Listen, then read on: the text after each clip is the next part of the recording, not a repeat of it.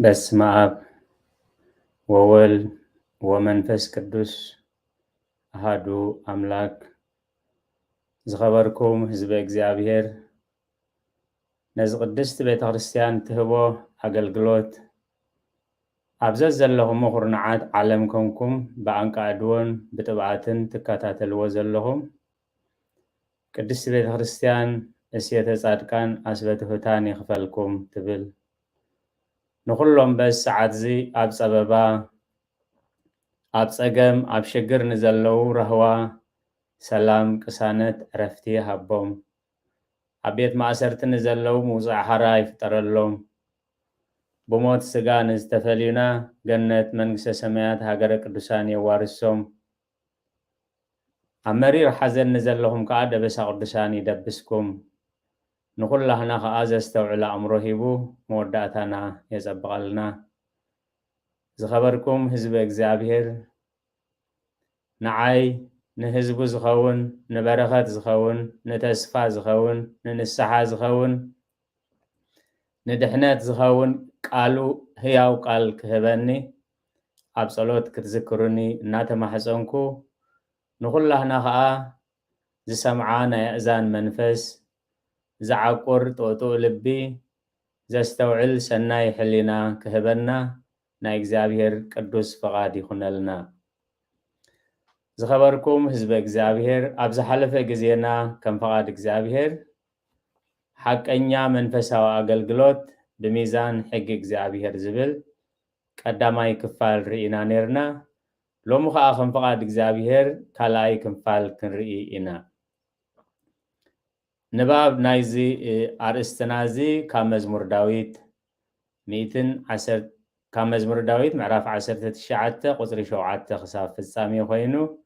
ብምሉኡ ተኣስተንትኖ ናይዚ ኣርእስቲ እዚ ግን ካብ መዝሙር ዳዊት ምዕራፍ 119 ካብቶም ኣሌፋት እዩ ዝብገስ እዩ። መዝሙር ዳዊት ምዕራፍ 19 ካብ ቁፅሪ 7 ሕጊ እግዚአብሔር ፍጹም እዩ ንነፍሲ ይመልሳ ምስክር እግዚአብሔር እሙን እዩ ንገርሂ የጥብቦ ስርዓት እግዚአብሔር ቁኑዕ እዩ ንልቢ የሐጉሶ ትእዛዛት እግዚአብሔር ንጽህ እዩ ነዒምቲ የብርህን ፍርሃት እግዚአብሔር ንጽህ እዩ ንዘለዓለም ይነብር ፍርድታት እግዚአብሔር ሓቂ እዩ ብዘለውን ጻድቕ እዩ ካብ ወርቂ እረ ካብ ብዙሕ ጽሪ ወርቂ እኳ ዝሕረ እዩ ካብ መዓር እረ ካብ ወረላ መዓር እኳ ዝጥዕም እዩ ባርያኻ እውን ብኡ ተማሂሩ ብምሕላው ዓብ ካሕሳሎ ንጌጋታቱ ዝፈልጥ መን እዩ ካብቲ ተሰወረኒ ኣንጻሃኒ ንባርያኻ ካብ ትዕቢት ሓልዎ ኣብ ልዕለይ ከይስልጥን እውን ዕገቶ ሽዑ ሙሉእ ክኸውን ካብ ዓበ ኣበሳውን ክነጽየ ወእግዚአብሔር ከውሐይን ምድሓነይን ቃላት ኣፈይን ሓሳባት ልበይ ናብ ቅድሜኻ ብሁቅ ይኹን። ስለ ቃላቱ እግዚአብሔር ዝተመስገነ ይኹን። ኣብ ዝሓለፈ ቀዳማይ ክፋል መእተዊ ብዛዕባ ሕጊ እግዚአብሔር ሕጊ ልቦና ሕጊ ኦሪት ሕጊ ክርስትና ዝብል መእተዊ ገርና ሕጊ እግዚአብሔር እንታይ እዩ ሕጊ እግዚአብሔር ንምንታይ ይጠቅም ዝብል ርኢና ነርና። ሎሚ ከም ፈቃድ እግዚአብሔር ንሕጊ እግዚአብሔር ብኸመይ ንሪኦ ካብ ዝብል ሳልሳይ ነጥቢ ኢና ክንጅምር።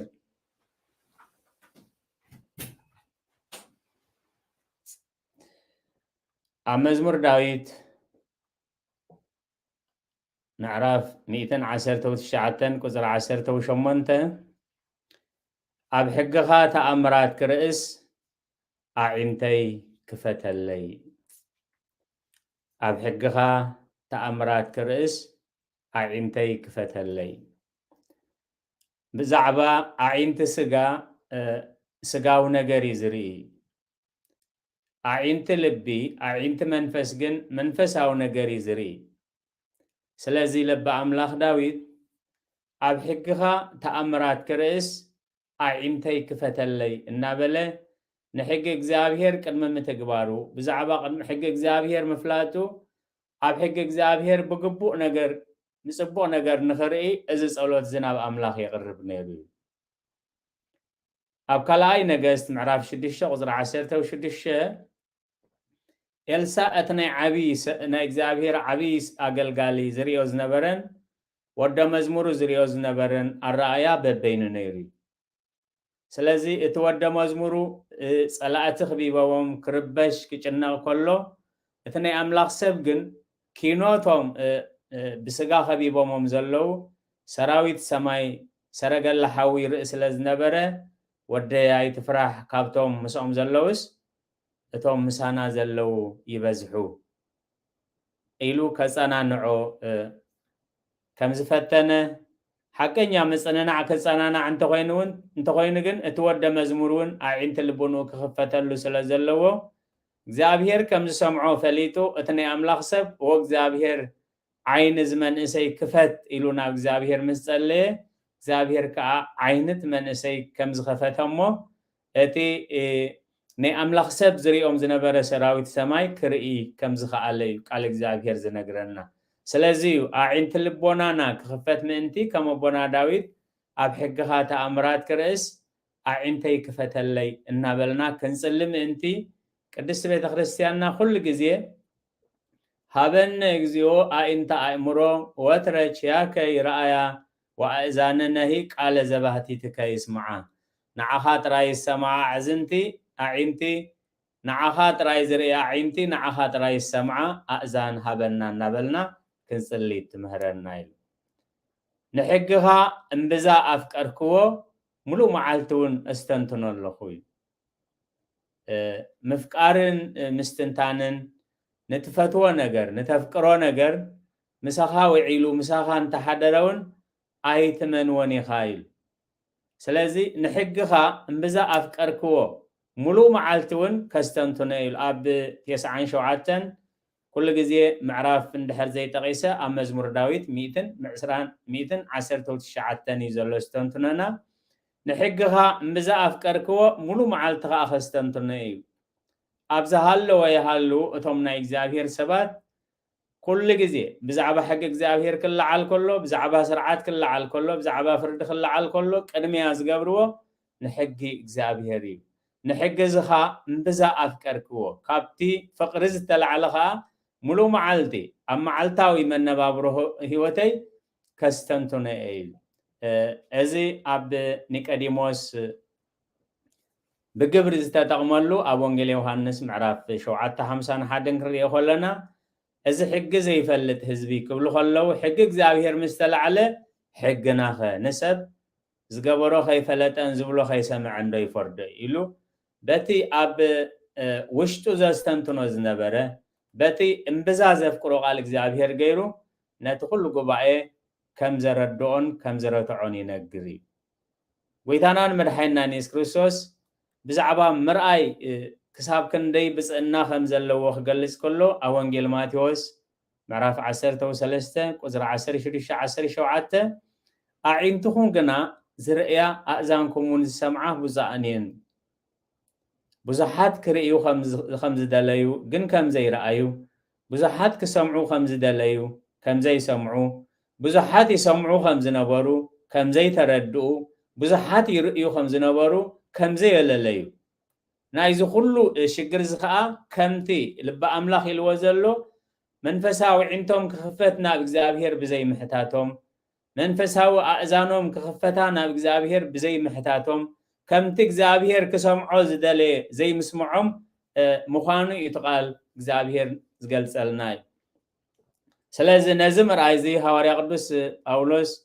ኣብ ካልኣይ ቆሮንቶስ ምዕራፍ 4 ካብ ቁፅሪ 16 ጀሚሩ እቲ ሸዓ ዝሓልፍን ቀሊልን ፀበባና እዩ። በቲ ፀበባ ሙሉእ ረዚን ብሉፅ ማእለያ ዘይብሉ ክብሪ ከም ዘዳልወሉ ምስ ዝተውዓለ ብደገና እኳ እንተማህመነ ብውሽጥና ግና ኣብ ፀፅባሕ ኢና ንሕደስ እቲ ዝርአ ሓላፊ እዩ እቲ ዘይርአ ግን ነባሪ እዩ። ንሕና ከዓ ኣብቲ ዝርአ ዘይኮነስ ኣብቲ ዘይርአ ኢና ንጥምት ዘለና እዩ። ራብዓይ ነጥቢ ንሕጊ እግዚኣብሔር ብኸመይ ንሕልዎ እዩ። ኣብ ቁፅሪ 34 ምስትውዓል ሃበኒ እሞ ንሕግኻ ክሕልዎ ብምሉእ ልበይ እውን ክገብሮ እዩ። ኩሉ ሰብ ንሕጊ እግዚኣብሔር ክሕሉ እዩ ዝደሊ ኩሉ ሰብ ብሕጊ እግዚኣብሔር ክትግበር እዩ ዝደሊ سلازي لبا أملاخ داويت جن حق إجزابير كحلو أنت خوينو نات حق إجزابير نحلو ولو حدا مستوعال زبهال كاب فطور نفتاري كاب حق سب حق إجزابير كاب حلف حقي نبار حقي كاب تمرقم زمس حقي برخت زخون حقي كان لالي كان فكرو انت دا خوينو مستوعال يدلي بزي مستوعال والحن تخبراي كالني سلازي اقديمو مستوعال هابنمو نحقخا خحلو حق اغزابير كحلو انت خوينو اغزابير قدم نحق اغزابير كحلو زخيل ناي مستوعال صقا خحلو شعو بملؤ لبيك قبرئي دس سيلن بوشتي سلا حق اغزابير الى زي كونه وي مقصعة فريها زي كونس بوشتي دس سيلني بحيلني كتغبرئي ازل بزي نغزابير دس زبله عسرت تأزازات مسنببلهم دك إسرائيل انتاي لمو نموسي حدا صبوغ نگر ملي سموليل أب زداقم معرف حموشة وزر عسران شوعاتن نسخادة أقرب اغزابير أملخنا زبولو خلو دما سمع اغزابير أملخنا زنقركا خلو نسخا نقرنا نحنا خاخن سمعن كن قوروني نايل أقدمهم سلمنتاي اغزابير بموسي الزارب موسى ترايديو الزارب نحنا بأنا اغزابير اي الزاربن ديو إلهم كالا حسابات كالا نقد حساب كم زنبروم اغزابير مسغنو حمن مسغسصوم جن اغزابير أملخنا زنقركا خلو نسخا نقرنا نحنا ون كنسمعن كن قبرونينا مسبلو ازو الثاني زي نغزابير ازبه كم زبلو يقلد أبكزر عسران شعتن اغزابير نموسيخ من لسلو خلو نساتهم من دقومن نزل على من تخصبقلهم كفرهن كل تأزازات هيك حلون نحوارو زلب زندز هلوم من محاذي كبري نزخر سميخون سلازي نحق اغزابير بخمي إنا نحلوي أبقص الربعان سلستن نفردتاتكا اصبال لخمو نتقال حق خبا في فتسيمكا أي تقدفني أب أفنا أبلبنا قال حق زيله قال إغزابير زيله نحق إغزابير كان تكبراين خلني ناي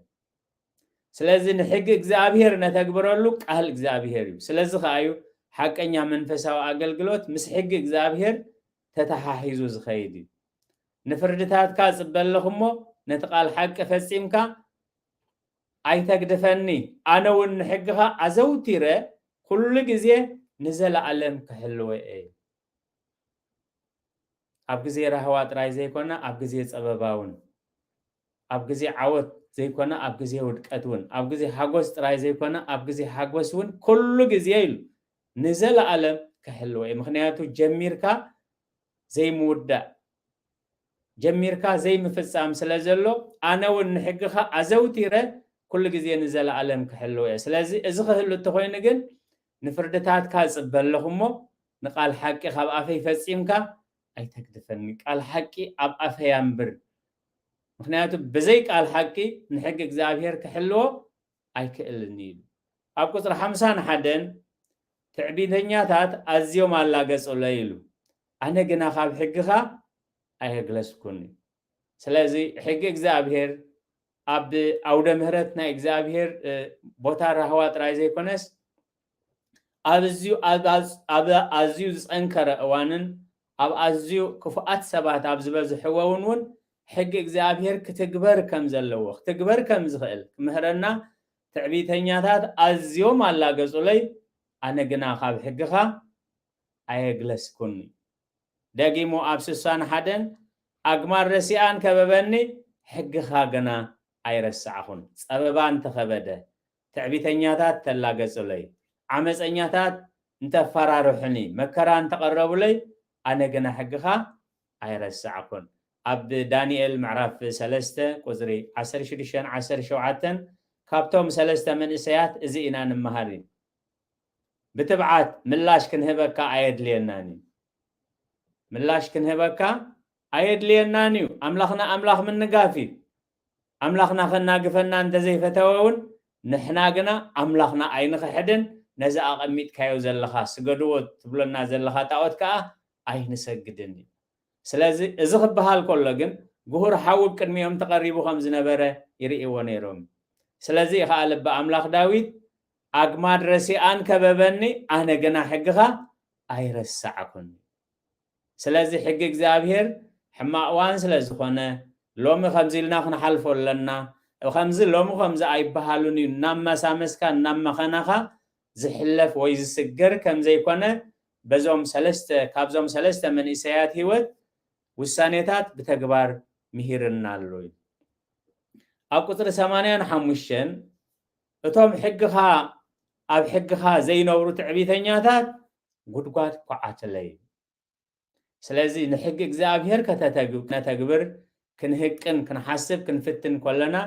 ሕጊ እግዚኣብሔር ንኸይትግበር ናታቶም ሕጊ ናይ ዓለም ሕጊ ናይ ስጋ ሕጊ ናይ ሰይጣን ሕጊ ከተግብሩ ዝፍትኑ ከዓ ቁፅሪ ዘይብሎም ከም ዘለው ኣብ ግምት ከእቱ ማለት ብባህጊ ጥራይ ብህንጥዩነት ጥራይ እንተደኣ ተበጊስካ ቀልጢፍካ ስለ ትዕንቀፍ እዩ ማለት ስለዚ እቶም ከም ሕግኻ ዘይነብሩ ትዕቢተኛታት ጉድጓድ ከዓተለይ ኣብ ቁፅሪ 109 ነብሰይ ኩሉ ግዜ ኣብ ኢደያ ኣነ ግና ሕግኻ ኣይረሳዕኹን እዩ ስለዚ ነብሰይ ኣብ ኢደያ ክብል ከሎ ንህይወት ዝፈታተን መከራ ሽግራት ኣብ ዝመፃሉ ግዜ ደጊሙ እንታይ ይብል ሕግኻ ግና ኣይረሳዕኹን እዩ ኣብ ቁፅሪ 153 ሕግኻ ግና ኣይረሳዕኹን ግን እንታይ ይብሉ መከራ ይርኢኻ ኣናግፈኒ ማለት ሕጊ እግዚኣብሔር ስለ ዝፈለጥካ ብሕጊ እግዚኣብሔር ክትከይድ ስለ ዝወሰንካ ጥራይ ኣብ ሕጊ እግዚኣብሔር ክትዕወት ስለ ዘይትኽእል ረድኤት ኣምላኽ ፀጋ ኣምላኽ ከዓ ስለ ዘድሊ መከራ ይርኢኻ እንታይ ግበረና ኣናግፈኒ ብናተይ ዓቕሚ ክሰግሮ ብናተይ ዓቕሚ ክዘሎ ስለ ዘይክእል ወእግዚኣብሔር መከራ ይርኢኻ ኣናግፈኒ ግን ሕግኻ ኣይረሳዕኹን እንድሕር እግዚኣብሔር ብረድኤት ብደገፍ ክመፀና ኮይኑ ከዓ ንሕጊ እግዚኣብሔር ከነስተንትኖ ከነፍቅሮ ዋጋ ክንከፍለሉ እውን ድልዋት ክንከውን ስለዚ መከራ ይርኢኻ ኣናግፈኒ ምክንያቱ ኣነ ሕግኻ ኣይረሳዕኹን ሕጊ እግዚኣብሔር እናረሳዕና ካብ ሕጊ እግዚኣብሔር ወፂና ኣናግፈኒ ርድኣኒ ክንብሎ ከለና እግዚኣብሔር ዘይክሰምዓና ይኽእል እዩ ስለዚ ከዓ ልበ ኣምላኽ ዳዊት ሕግኻ ኣይረሳዕኹን እሞ መከራ ይርኢኻ ኣናግፈኒ እዩ ነብሰይ ኩሉ ግዜ ኣብ ኢደየ ኣነ ግና ሕግኻ ኣይረሳዕኹን ስለዚ እቲ መከራ ዝያዳ ቀረባ ኣምላኽ ዝገብር እቲ ፈተና ዝያዳ ንሕጊ እግዚኣብሔር ዘተግብር እምበር እቲ መከራን ፀበባን ካብ ሕጊ እግዚኣብሔር ዘልግስ ክኸውን ከም ዘይብሉ ይቃል እግዚኣብሔር ዝምህረና ልበ ኣምላኽ ዳዊት ኣብ ቁፅሪ 163 ንሓሶት እፀልኦ ንፍንፍኖን ንሕግኻ ግና ኣፍቅሮ ኣለኹ እዩ ሓሶትን ሕጊ እግዚኣብሔርን ብሓንሳብ ስለ ዘይከዱ ኣብ ሕጊ እግዚኣብሔር ክንነብር ተኮይንና ከዓ እንታይ ክንገብር ከም ዘለና ንኩሉ ሓሶት ክንፍንፍኖ ብውሽጭና ክንፍንፍኖ ከም ዘለና ንኩሉ ሓሶት ከም ዝፈንፈነ ይገልጽ ኢሉ ሻድሻይ ነጥቢ ሕጊ እግዚኣብሔር ክፈርስ ከሎ ክስምዓና ዝግብኦ ስምዒት እዩ ሕጊ እግዚኣብሔር ክፈርስ ከሎ ክስምዓና ዝግብኦ ስምዒት እዩ ኣብ 53 ብሰርቶም ሕግኻ ዝሓደጉ ረሲኣን ብቁጣዓ ተቃፀልኩ እዩ ስለዚ ኣነ ሕጊ እግዚኣብሔር ገብር ኣለኹ ሕጊ እግዚኣብሔር ተዘይገበሩ ንዓቶም ምልከት ወይልኦም ኢልካ ዝሕለፍ ስለ ዘይኮነ ብሰርቶም ሕግኻ ዝሓደጉ ረሲኣን ብቁጣዓ ተቃፀልኩ ሎሚ ዝያዳ ንሓርቕ ዝያዳ ዝስማዓና ጥቕምና ክትንከፍ ከሎ ክብርና ክትንከፍ ከሎ እዩ እቶም ናይ እግዚኣብሔር ሰባት ግን ሕጊ እግዚኣብሔር ክፈርስ ከሎ ድኻ ክብደል ፍትሒ ክጎድል ከሎ ዮመ ንእግዚኣብሔር ብቁጣዓ ሓሳባቶም ዝገልጹ እዩ ኣብ ዘፀአት 32 ቁፅሪ 19 ሙሴ እተን ክልተ ፅላት ተቐቢሉ ክምለስ ከሎ ደቂ እስራኤል ጣዖት ኣቂሞም ምራኽ ጣዖት ኣቂሞም ንእግዚኣብሔር ክሒዶም ኣብ ዓመፃ ምስ ፀንሕዎ ንክልቲኡ ነቲ ታቦት ከም ዝደርበዮ እቲ ታቦት ከዓ ከም ዝተሰብረ እዩ ዝገልጽ ማለት ስለዚ ነቲ ኩሉ እግዚኣብሔር ዝገበረሎም ባሕሪ ጨዲዱ ዘሳገሮም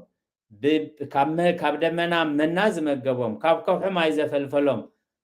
أملاخ قديفهم ناب كمزة عينت نوري كيدوم مسرعيهم كقواصات أروح سلزي كأله انتهي قرو بتخل تتعوت غيرو نتتعوت حمش شوي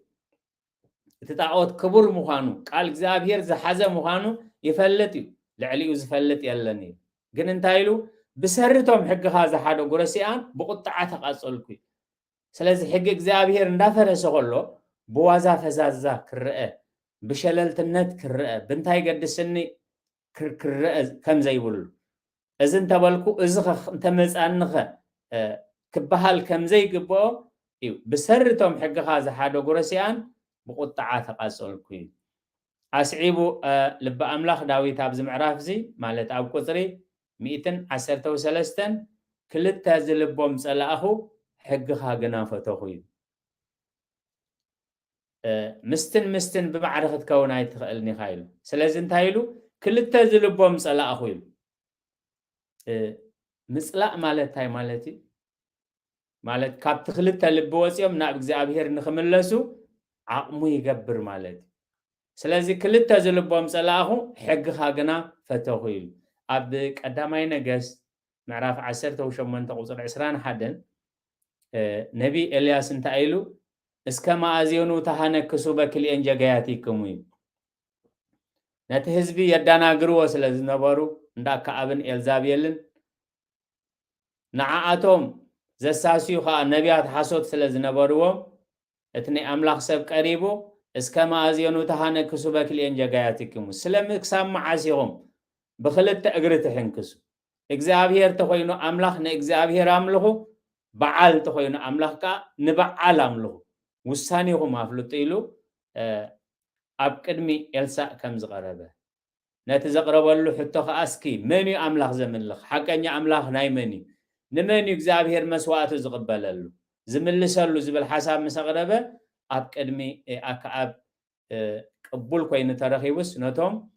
በዓል ዘምልኹ እስከ ተዋዳደሩ በመስዋዕት ኢሉ نابز خمسة قربهم سلازي كل تزلبهم صلاة خيلو حقها جنا فتوخي نحق إجزابير مساف كره نتوم نحق إجزابير بخل تزلب بزصار روح أنتاي ناب حق إجزابير كمسو بحق إجزابير ممهار مردا مرتع كاي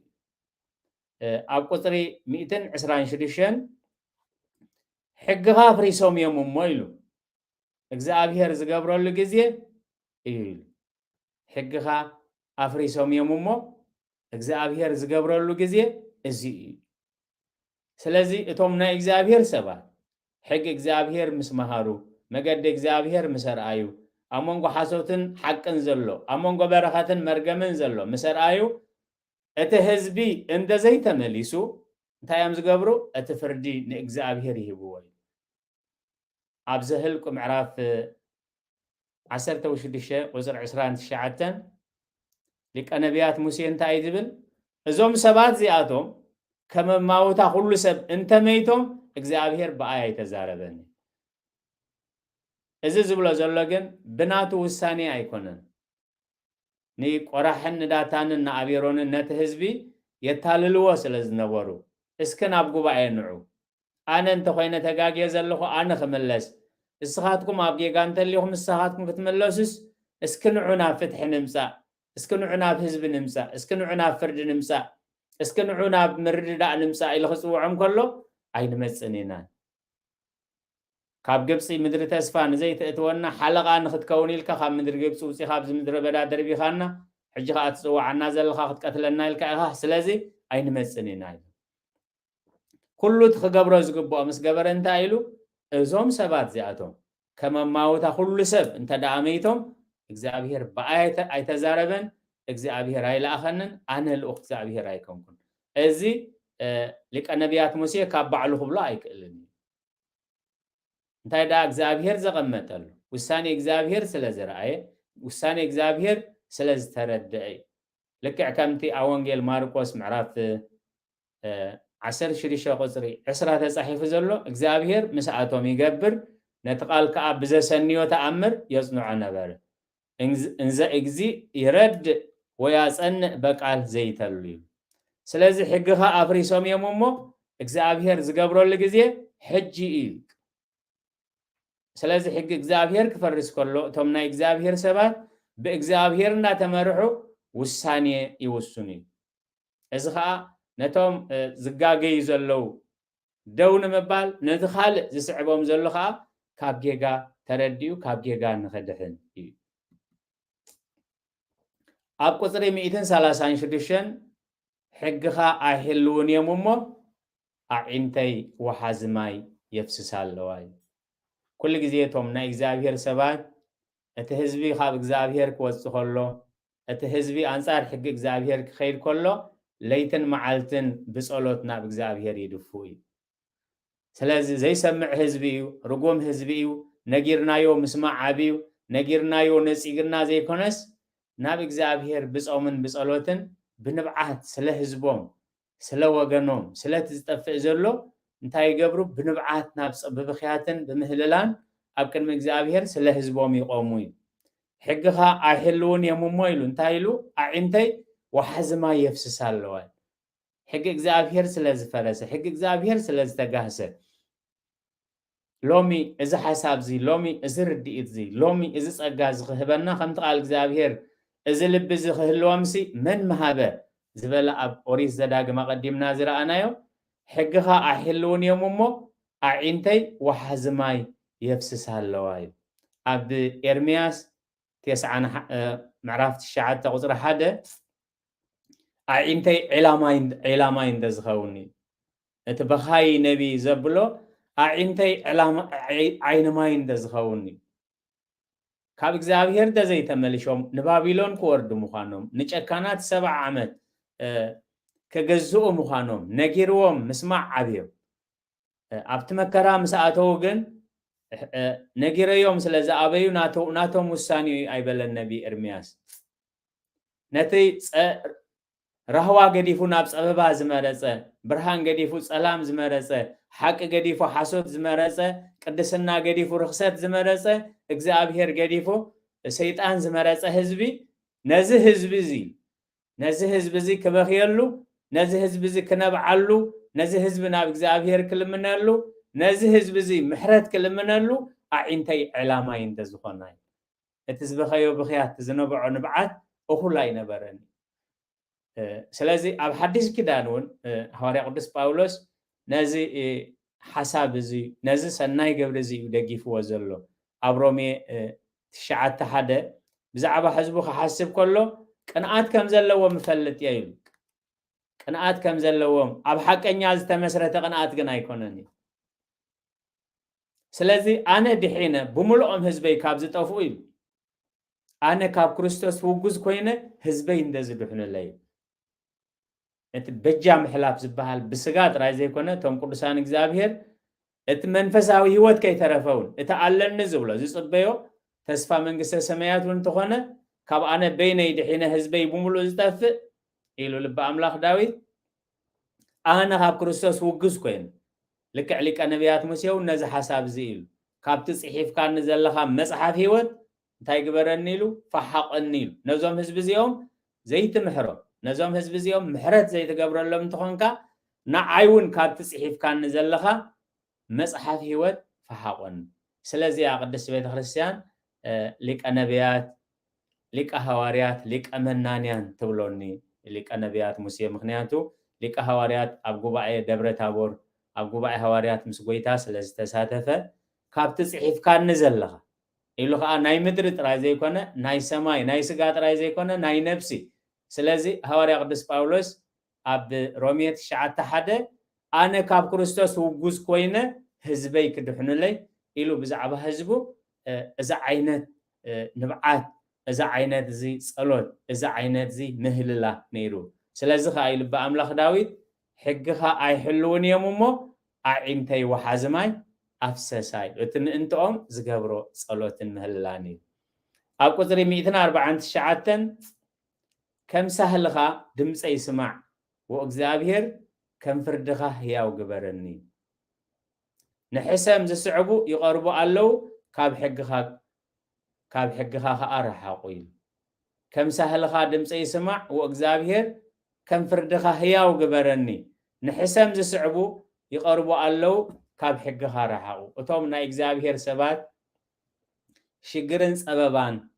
ከይመጽእ ከሎ ኣበይ ከም ዘለዉ እንታይ መጽእ ከም ዘሎ እንታይ ክገብሩ ከም ዘለዎም ናብ እግዚኣብሔር ስለ ዘመልክቱ እግዚኣብሔር ከዓ እቲ ኣቐዲሙ ክኸውን ዘለዎ ምስጢሩን ጥበቡን ገልጸሎም ብኡ መጠን ከዓ ከም ፍቓድ እግዚኣብሔር ይዳለውሉ ጸሎት ኣብ ዘድልዮ ብጸሎት ምድላው ኣብ ዘድልዮ ብምድላው መልሲ ኣብ ዘድልዮ መልሲ ናብ እግዚኣብሔር ስለዚ ከም ሳህልኻ ድምፀ ይስማዕ ወ እግዚኣብሔር ብፍርድኻ ህያው ግበረኒ ንሕሰ ምስ ሰዕቡ ይቐርቡ ኣለዉ ካብ ሕግኻ ረሓቑ እዩ ሃናንያ ካብቶም ሃዋርያት ኣብ ግብረ ሃዋርያት ምዕራፍ 9 ቁፅሪ 13-14 ገና ንሱ ኣብ ዘለዎ ከሎ ሳውል ብኸመይ ይዳሎ ከም ዘሎ እንታይ ይገብር ይሓስብ ከም ዘሎ እንታይ ይሰርሕ ከም ዘሎ ብደቂቕ ይፈልጥ ነይሩ እዩ ስለዚ ከዓ እዩ ከም ሳህልኻ ድምፀ ይስማዕ ወእግዚኣብሔር ከም ፍርድኻ ህያው ግበረን ነዚ ኩሉ ዘፍልጦ ዘሎ እቲ ምስ እግዚኣብሔር ዝነበሮ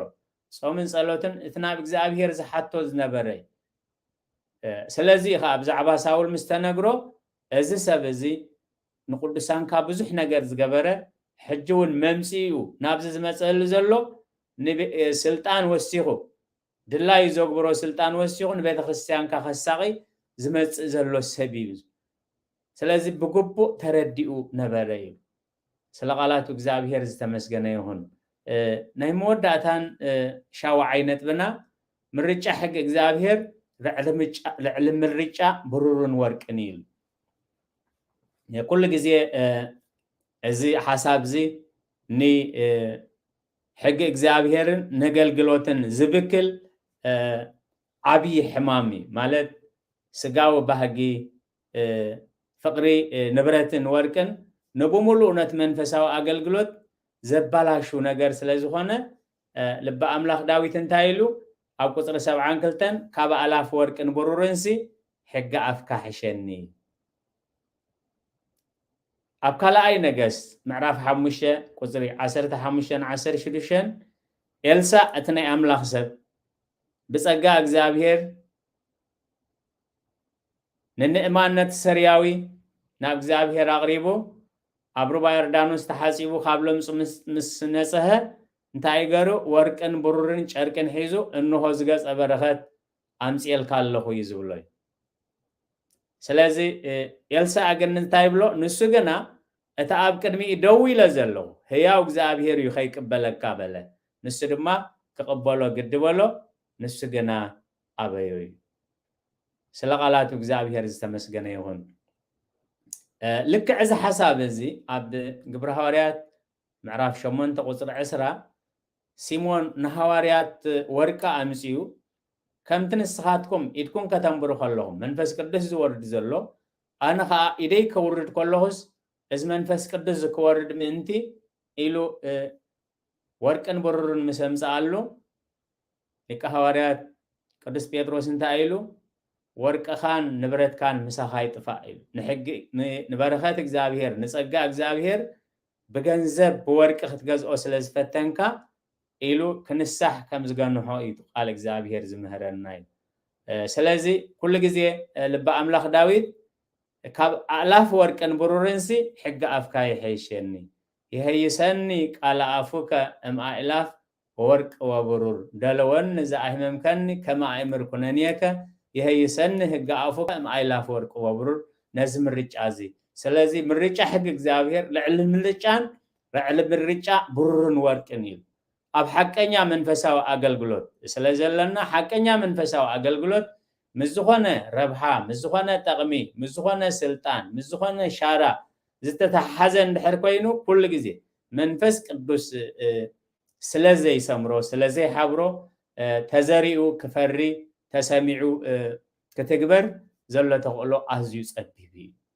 ስለዚ ኣብ ሓቀኛ መንፈሳዊ ኣገልግሎት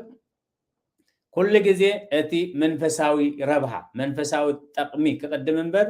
ኣብ መንፈሳዊ ኣገልግሎት ዝኾነ ጠቕሚ ዝኾነ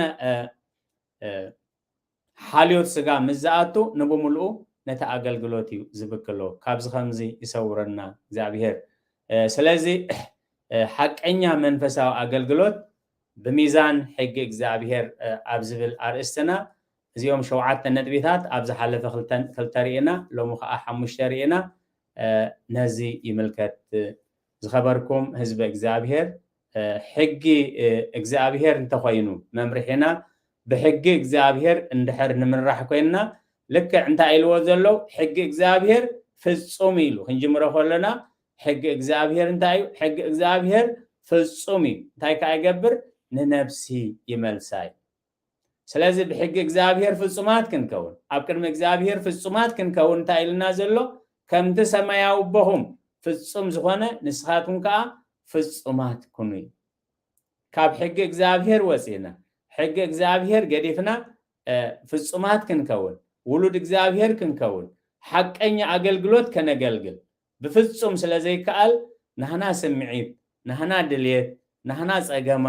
ናህና ፀርኒ ኩሉ ኣቐሚጥና ኩሉ ግዜ መሪሕ ዓንዲ ብርሃንና